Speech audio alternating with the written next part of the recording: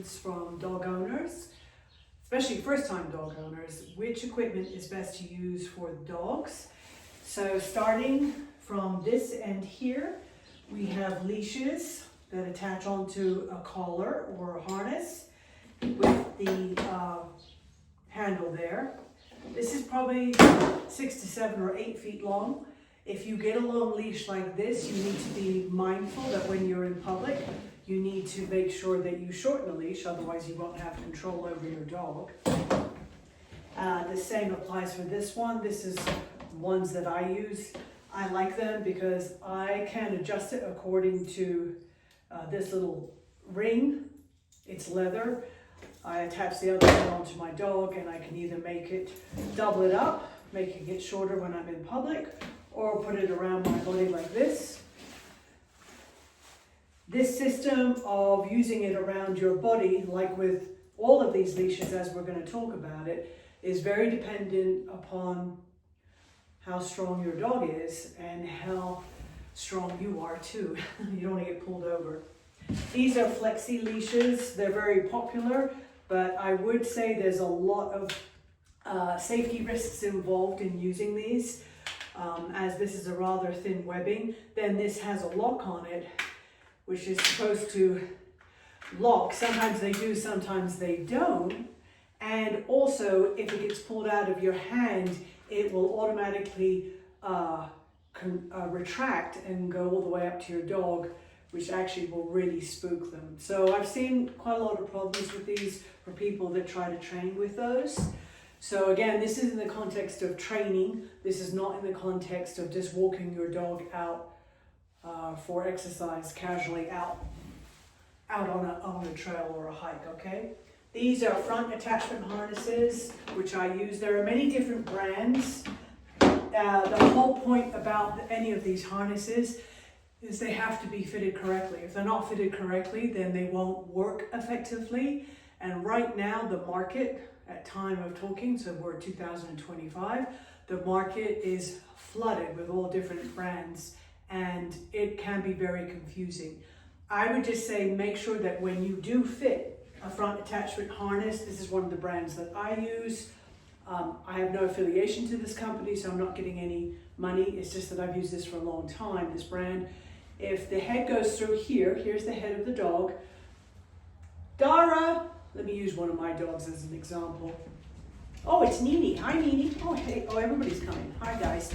If I take the harness here and I put it over the top of her head, good girl. Oh, yeah, I know, it's okay.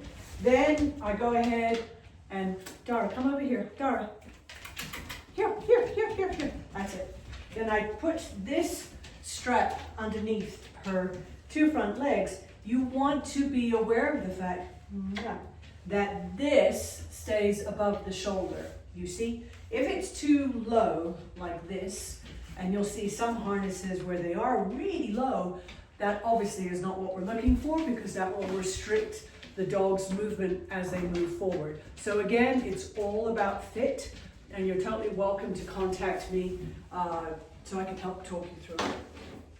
Here we have head halters. These I recommend for dogs that are strong, and the owner needs to have that extra layer of manageable ability. However, if you are going to use head halters, you absolutely need to condition the dog over a period of 2 or 3 weeks, depending on the dog. Don't just go and put it on the dog. They will find it terribly aversive and will shake and fight their head. So you can condition it, and we have other videos on how to do that. Here is a back attachment harness from just a generic brand. It's got 2 buckles that one undoes here, another one does here. The back attachment harnesses, I think, work for dogs that are already trained, but if your dog is in training, I wouldn't recommend it, just because, indeed, as this picture shows, the dog tends to pull forward, and here's the leash heading backwards. I really focus on safety when I'm training dogs with everybody. I like to have the dog what I call my trainer's position, which is with the shoulder next to the thigh. And we have another video on that, which is called the trainer's position. And that's all about safety in public. These are, now we're moving into somewhat more aversive ways of training. This is your prong collar, and to be clear, I do not use these at all in training. This is for purposes of education only. So when you put this on the dog around their neck and you pull it, these prongs dig into the skin of the dog feels it, and presumably releases, pulling. However, there are some dogs, and I'm speaking from experience when owners have come to me where they have used that, and the dog is so strong and over threshold, in other words, very, very excited, and they just pull through. We don't want that because obviously that can cause a lot of harm to the dog. I had one lady that came to me with this. This is plastic, but it still functions under the same principle, where these pointy ends of the plastic dig into the dog's neck. So although it looks a little bit more benign when you look at it that way, all you have to do is just turn it over and you see the prongs there. So what are some of the downfalls of using a piece of equipment like this? Overuse on the part of the dog guardian, misunderstanding of when timing could be out, and of course it actually causes pain. So we do not know that whatever we're training our dog in the context of, at the time that they are learning, they are creating associations. You don't want to create an unintentional association in the context of feeling pain from any of these pieces of equipment.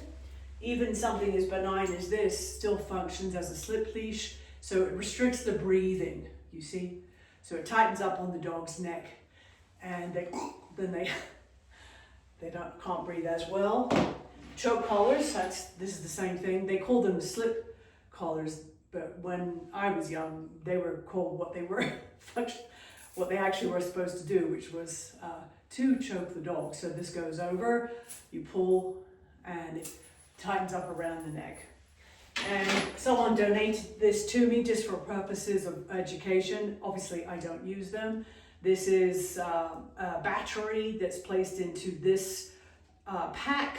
These two prongs go on the dog's neck and they receive an electric shock. I think this is for barking, actually. So technically speaking, these parts, these equipment here are, they use aversives in order to diminish or suppress the behavior of the dog.